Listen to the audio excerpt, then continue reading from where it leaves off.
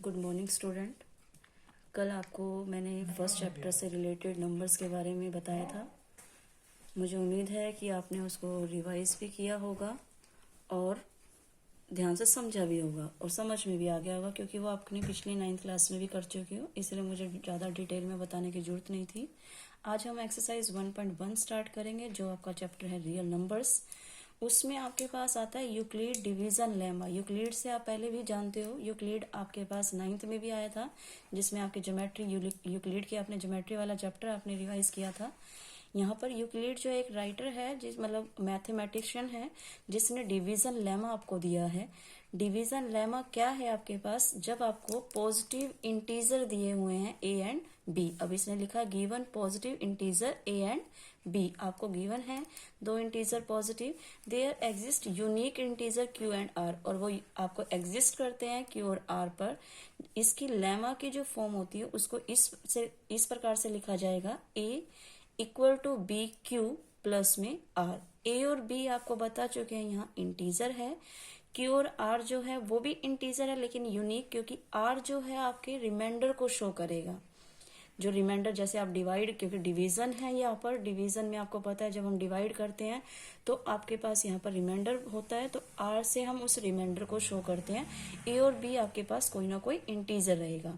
अब वो कहता है कि आर की वैल्यू, जो रिमाइंडर आपके पास बचेगा, या तो वो 0 होगा, क्योंकि ये लेस देन इक्वल टू, हम कहते हैं 0 less than equal to R less than B. इसका मतलब क्या, इसको पढ़ा भी इसी तरह से जाता है बेटा, लेस देन इक्वल टू, क्योंकि ये आपके पास यहाँ साइन नजर आ रहा होगा आपको, और यहाँ पर भी आपके पास लेस देन, यानी कि इसका मतलब आर की वैल्यू को शो कर रहा है कि आर जो होगा वो 0 के इक्वल भी होगा और उससे बड़ा होगा, क्योंकि आर की वैल्यू बड़ी दिखा रहा है, और यहाँ पर आर जो है बी से छोटा होगा। बी का मतलब जो नंबर आपको डिवाइड कर रहे हो। अभी आप जैसे जैसे क्वेश्चन करोगे तो ज्यादा क्लियर होगा, लेकिन यहाँ पर आपको ध्यान रखना है बी की वैल्यू जो होगी आर से छोटी होगी। उसके बाद हमारे पास आ जाता है क्वेश्चन नंबर फर्स्ट, जो आपकी बुक का क्वेश्चन है। क्वेश्चन नंबर फर्स्ट आपकी बुक में दिया हुआ है, use Euclid division algorithm to find the HCF of.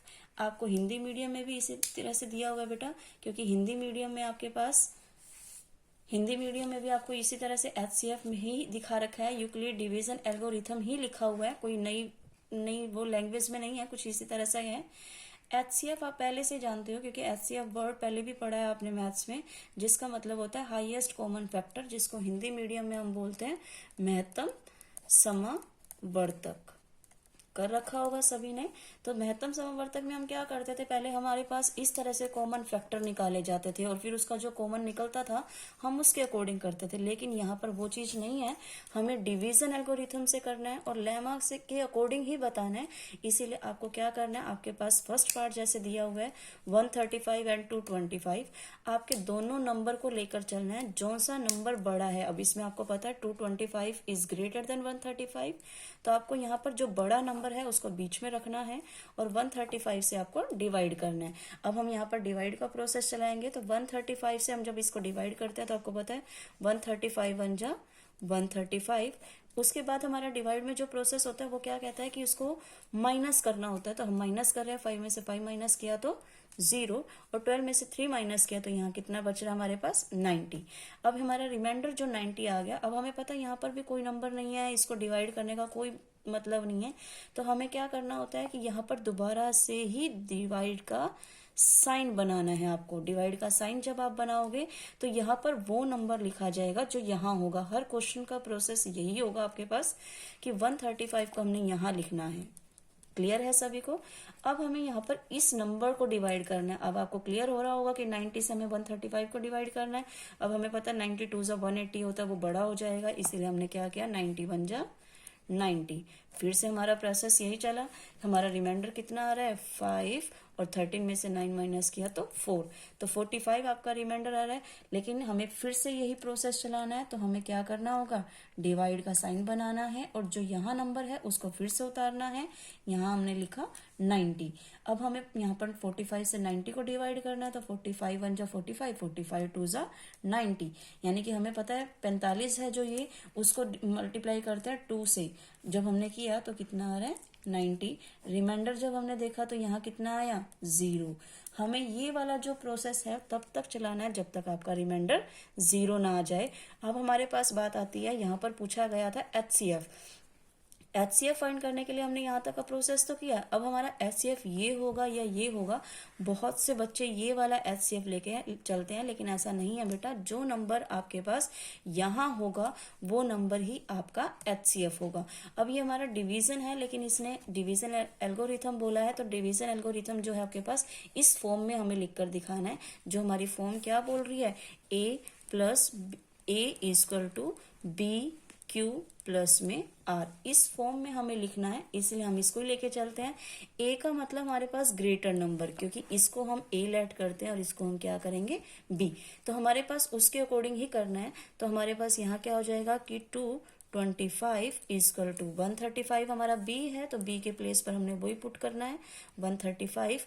Q है, Q का मतलब हमारे पास क्वोशंट, जो हमारा Q है वो किसको शो करेगा, क्वोशंट को। क्वोशंट कितना है 1 प्लस में रिमाइंडर इज 90। क्लियर है यहाँ तक। जब हमारा ये पहला प्रोसेस हो गया, उसके बाद हम फिर से यहाँ लेकर चलते हैं कि ये प्रोसेस तब तक ही करना है जब तक 0 ना आ जाए। तो हमारे पास अब A की वैल्यू क्या है 135, और 135 के लिए हमने क्या किया 90 मल्टीप्लाई में 1 और रिमाइंडर कितना 45। फिर से हमने यहाँ पर किया। अब हमारे पास रिमाइंडर है 45 और हमारे पास A की वैल्यू क्या होगी 90। हमने यहाँ लिखना है 90 और यहाँ पर कितना हो जाएगा 45 इंटू में 2 और प्लस में 0। हमारा जो रिमाइंडर आ रहा है, रिमाइंडर कितना बच रहा है 0। अब जब रिमाइंडर आ गया तो हमारे पास आंसर ही आ गया कि HCF जो होगा, HCF ऑफ आपके पास नंबर क्या क्या गिवन है 135 एंड 225। अब हमें इसका HCF बताना है, तो क्या होगा इज 45। ये आपके पास इसका क्या होगा आंसर। क्लियर है सभी को। यहाँ पर आपके पास क्लियर होने के बाद आपके पास यहाँ क्या प्रोसेस हुआ, सेकंड पार्ट हमें करना है। सेकंड पार्ट के लिए भी हमारे पास यही प्रोसेस होगा। आपके पास फर्स्ट पार्ट आपने क्लियर हुआ आपको सभी को। अब हम सेकंड पार्ट देखते हैं। जो सेकंड पार्ट आपको गिवन है 196 एंड 38220, यानी कि 38,220, ये आपके पास क्वेश्चन में गिवन है। इसके लिए भी आपको ये डिवीजन एल्गोरिथम ही यूज़ करनी है। इसके लिए भी आपके पास वही प्रोसेस होगा। सबसे पहले हमें ये पता है 38220 इज़ ग्रेटर देन 196, तो ये आपके पास A होगा और ये आपके पास B होगा। सबसे पहले हम इसको डिवीजन मेथड से ही करते हैं। तो डिवीजन के लिए हमने यहाँ किया 38220 और 196 से क्या करना है हमें डिवाइड, और 196 से हम डिवाइड करते हैं तो ये थोड़ा बड़ा नंबर है जो हमें डिवाइड, जैसे हम डिवाइड का प्रोसेस जो पहले करते थे, जैसे आपने 6th 7th 8th में भी किए थे डिवाइड वाले क्वेश्चंस, तो वही चीज़ है। क्योंकि 4th 5th से इस डिवाइड शुरू हो जाती है, तो हम वही चीज़ कर रहे हैं। 196 को जब हमने यहाँ पर किया तो ये 3 नंबर आपके पास दिखाई दे रहे हैं। अब इन तीनों नंबर को हमें यहाँ पर 196 से करना है। तो 196 को 2 से करते हैं तो वो ज़्यादा थोड़ा बड़ा आ जाता है, इसलिए 196 में ही हम कर रहे हैं। 196 1 जा 196, रिमाइंडर इज 12 में से 6 माइनस किया तो 6, और यहाँ पर हमारे पास 7 बचा था, 17 में से 9 माइनस किया तो 8, और यहाँ 2 है तो 2 में से 1 माइनस किया तो 1।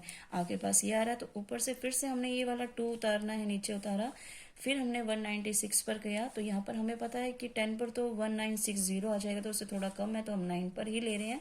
9 पर हमारे पास आता है 1764, ये आपके पास आएगा। फिर इसका रिमाइंडर चेक करना है, तो 12 में से 4 माइनस किया तो 8 आ रहा है आपके पास, और यहाँ पर 5 बच रहा है, तो 15 में से 6 माइनस करते हैं तो कितना आया 9। लेकिन हमारे पास यहाँ पर फिर से एक वैल्यू रहती है, तो उसको नीचे उतारना है हमें यहाँ पर 0। अब यहाँ 980 है आपके पास, तो 196 को अगर हम 5 से मल्टीप्लाई करते हैं तो आपके पास आता है 980, जो कि कम्प्लीटली डिवाइड हो जाता है। हमारे पास आगे का प्रोसेस करने की जरूरत ही नहीं पड़ी, क्योंकि कम्प्लीटली डिवाइड हो गया। अब हमें यहाँ पर लेमा के लिए बात आ रही है, क्योंकि ये तो डिवीज़न है। अब यहाँ HCF की मैंने कहा था कि HCF बहुत से बच्चे ये लेके चलते हैं कि ये 195 है, लेकिन ऐसा नहीं है। जिस चीज़ से हम डिवाइड करते हैं बेटा, हमेशा याद रखना है आपको कि HCF हमेशा वही होगा। कभी भी ये नहीं सोचना कि ये तो कम्प्लीटली डिवाइड हो गया, तो जो क्वोशिएंट आ गया वही हमारा, जो भागफल आ गया वही हमारा यहाँ पर आंसर होगा, HCF होगा। ऐसा नहीं है। जिस नंबर से आप डिवाइड करोगे वही नंबर आपके पास HCF होगा। अब बात आती है लेमा लिखने की। लेमा के लिए हमारे पास ग्रेटर नंबर, जैसे इस फॉर्म में लिखना हमें A equal to BQ plus में आर इस फॉर्म में लिखना है तो ए की वैल्यू हमारे पास क्या है 38220। अब हमें यहाँ दिखाना बी, बी कितना है 196। तो क्वेश्चन सबसे पहले क्वेश्चन कितना आ रहा है 195 ही आ गया डायरेक्टली, और रिमाइंडर कितना बच रहा है 0।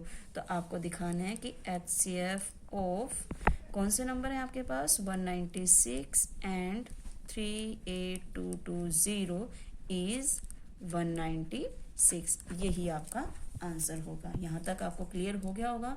तो आपका थर्ड पार्ट जो है, थर्ड पार्ट के लिए आपको खुद ट्राई करना है। मैं स्टेटमेंट दे रही हूँ, वैसे अगर बुक है तो बहुत अच्छी बात है, अगर बुक नहीं भी है तो आप अपने आप ट्राई करोगे। 867 एंड 255, क्योंकि ये क्वेश्चन आपको बुक में दिया हुआ है। आपको पता है कि 867 इज ग्रेटर देन 255, तो आपकी ए की वैल्यू ये होगी और बी की वैल्यू ये होगी। बाकी आगे का प्रोसेस बिल्कुल सेम ऐसा ही है जैसा आपका फर्स्ट पार्ट था। आप खुद ट्राई करोगे, ऐसे ही आपको डिवाइड करना है, जैसे कि आपने फर्स्ट क्वेश्चन में आपको बताया था मैंने कि फर्स्ट क्वेश्चन में जैसे आपको डिवाइड करना है, डिवाइड के बाद ही आपको ये लेमा की फॉर्म में लिखना है और फिर आपको HCF बताना है। ये खुद ट्राई करोगे। अगर फिर भी नहीं आता तो अब जब क्लास में आओगे तब मैं आपको डिस्कस करूँगी, क्योंकि अब इससे ज़्यादा तो देखो नहीं बता पाऊंगी मैं, लेकिन क्लास में आपको डिस्कस करेंगे जरूर पे कि किसी चीज़ की प्रॉब्लम आती है तो।